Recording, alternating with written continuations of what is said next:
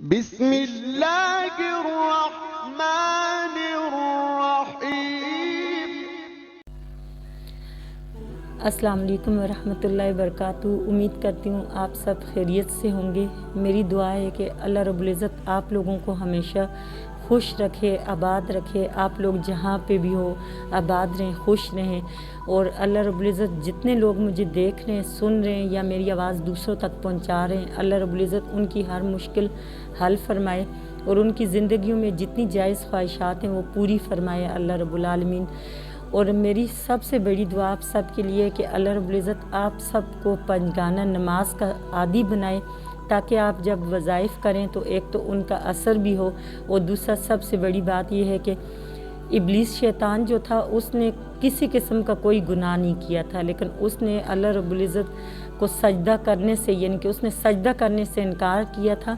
تو اس وجہ سے وہ ابلیس شیطان بنا تھا۔ تو اللہ رب العزت ہم سب کو سجدہ کرنے کی توفیق عطا فرمائے۔ اور اب میرے علم میں یہ بات بھی آئی ہوئی ہے کہ سجدہ ہم تب تک نہیں کر سکتے جب تک اللہ رب العزت ہمیں توفیق نہیں دے گا۔ تو میری دعا ہے کہ اللہ رب العزت ہم سب کو توفیق دے کہ ہماری زبان جو ہے اللہ پاک ذکر والی، شکر والی اور استغفار والی بنائے، اور اللہ رب العزت ہمیں اپنے آگے سجدہ کرنے کی توفیق عطا فرمائے۔ آمین ثم آمین۔ چاہے ہم شکرانہ والا سجدہ کریں، چاہے ہم فرض والا سجدہ کریں، لیکن اللہ رب العزت ہمیں سجدوں کی توفیق عطا فرمائے۔ آمین ثم آمین۔ آج کی جو ویڈیو میں اپلوڈ کر رہی ہوں وہ میری ہے یا لطیفو کے متعلق ہے، کہ یا لطیفو کا ایک بہت زبردست عجیب الغریب قسم کی تاثیر ہے اس وظیفے کے اندر۔ بہت مجرب وظیفہ ہے، بہت بہترین ہے۔ آپ کو کسی قسم کی کوئی حاجت ہے، کوئی مشکل ہے، کوئی بھی مسئلہ مسائل ہے تو یہ آپ کریں۔ اور یہ ویسے ایک ہی نشست کا وظیفہ ہے، لیکن میں بار اپنے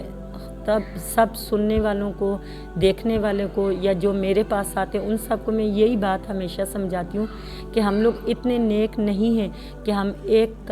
عمل کو ایک بار کریں گے اور ہمارا کام ہو جائے گا۔ یعنی ہمیں پہلے جو ہمارے اندر بہت سارے گناہ ہیں، خامیاں ہیں، تو ہم جو ایک وظیفہ شروع کریں گے تو پہلے ہم جیسے اس کو سٹارٹ کر لیتے ہیں تو اللہ پاک پہلے دیکھتا ہے کہ ہم اس کی طرف رجوع کر رہے ہیں، وہ ہمیں معافی دیتا ہے، پھر اس کے ساتھ ساتھ اس وظیفے کا اثر بھی شروع ہو جاتا ہے۔ اور اس کے علاوہ ایک چیز اور بھی ہے، اللہ رب العزت لاپرواہ اور بے پرواہ دلوں کی نہیں سنتا۔ یعنی مطلب یہ ہے کہ آپ لوگ جب بھی اللہ رب العزت سے دعا مانگو گے تو آپ لوگوں نے بس اس یقین کے ساتھ اپنی دعا اللہ رب العزت کی بارگاہ الہی میں پیش کرنا ہے کہ آپ یہ سمجھ لیں کہ بس آپ کی دعا قبول ہوئی اور آپ کا کام ہو گیا۔ تو جب آپ کا اتنا یقین اللہ رب العزت پہ ہوگا تو انشاءاللہ وہ آپ کے ایک نشست میں بھی کام ہو جائے گا۔ لیکن اگر ایک نشست میں کام نہیں بھی ہوتا تو میں بار بار آپ سب کو یہ درخواست کرتی رہتی ہوں کہ آپ نے اللہ کی ذات سے مایوس نہیں ہونا، اس کو آپ بار بار کرتے رہیں، تب تک کرتے رہیں کہ جب تک آپ کا کام نہیں ہوتا۔ یعنی کہ اللہ رب العزت سے آپ نے امید رکھنی ہے، اور جب آپ کا کام وہ نہیں ہو پا رہا ہوتا، کچھ ٹائم جب آپ کر رہے ہوتے ہیں وظیفہ، تو آپ یہ سمجھ لیں کہ اللہ رب العزت اس کام کے لیے آپ کے لیے راستے بنا رہے۔ اور دوسرا یہ کہ اگر اللہ پاک بالکل ہی نہیں کر رہا وہ کام، پھر اس میں اللہ کی طرف سے کچھ مصلحت ہے، کچھ بہتری ہے، اور آپ اگر اس پہ بھی صبر کرتے ہو تو اللہ پاک آپ کو اس کا بھی اجر دیتے ہیں۔ لیکن یہ ہے کہ میرا ایمان ہے کہ آپ کا وہ کام ضرور ہوتا ہے، چاہے دیر سے ہوتا ہے لیکن ہوتا ضرور ہے۔ صرف یہ آپ لوگ صبر سے کام لیا کریں اور اللہ پہ یقین کے ساتھ آپ اپنا وظیفہ کیا کریں، تو انشاءاللہ تعالی ناممکن ہے کہ آپ کا کوئی کام نہ ہو، کیونکہ اللہ رب العزت کے لیے کچھ بھی ناممکن نہیں ہے۔ وہ تو آپ لوگ سمندر کے کنارے ہو کے کھڑے ہو جاؤ اور آپ لوگ اللہ پاک سے یہ یقین رکھو کہ بھئی میں اگر اللہ پاک سے مانگوں گا اور مجھے اللہ رب العزت اس کے بیچ سے گزرنے کا راستہ بنا دے گا، تو اس میں کوئی شک نہیں ہے کہ اس کے بیچ سے بھی راستہ نکل جائے گا۔ اور اللہ رب العزت فرماتے ہیں کہ میں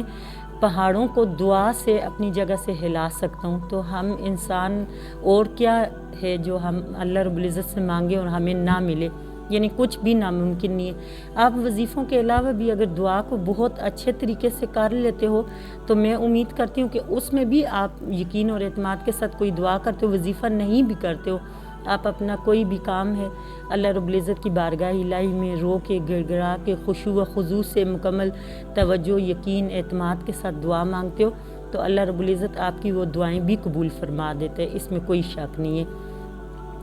چلتے ہیں آج کے وظیفے کی طرف۔ آج کا وظیفہ یا لطیفوں سے متعلق آپ کو کوئی بھی کسی قسم کی کوئی حاجت ہے، کوئی خواہش ہے، کوئی مسئلہ ہے اور کچھ بھی ہے تو کوئی جائز عمل جو بھی ہے، آپ نے عشاء کی نماز پڑھ کے عشاء کی نماز کے بعد آپ نے 2 رکعت صلاۃ حاجت کے نفل پڑھنے، پھر آپ لوگوں نے 11 مرتبہ سورہ علم نشرہ پڑھنی ہے، 11 مرتبہ وہ پڑھنی ہے۔ اس کے بعد آپ نے اول آخر درود شریف 11 مرتبہ پڑھنے اور بیچ میں آپ نے 16,641 مرتبہ 16,641 مرتبہ یا لطیفوں پڑھنا ہے۔ آپ نے اول آخر 11 مرتبہ درود شریف، 16,641 مرتبہ آپ نے یا لطیفوں پڑھنا ہے، ٹھیک ہے۔ اور پھر اس کے بعد آپ نے دعا کرنی ہے، دعا کی اول آخر میں بھی آپ نے درود شریف ضرور پڑھنا ہے۔ ایک بار پھر سے بتاتی چلوں، جب آپ عشاء کی نماز پڑھ لیں گے اس کے بعد آپ نے بیٹھ کے عشاء کی نماز پڑھنے کے بعد آپ نے 2 رکعت صلاۃ حاجت کے نفل پڑھنے، پھر اس کے بعد آپ نے سورہ علم نشرہ 11 دفعہ پڑھنے اور پھر اول آخر 11 مرتبہ درود شریف پڑھنے اور 16,641 مرتبہ یا لطیفوں پڑھنے، اور آپ نے اپنی اللہ کی بارگاہ الہی میں خشوع و خضوع کے ساتھ دعا مانگتے ہوئے اپنا مسئلہ اللہ رب العزت کی عدالت میں پیش کرنے،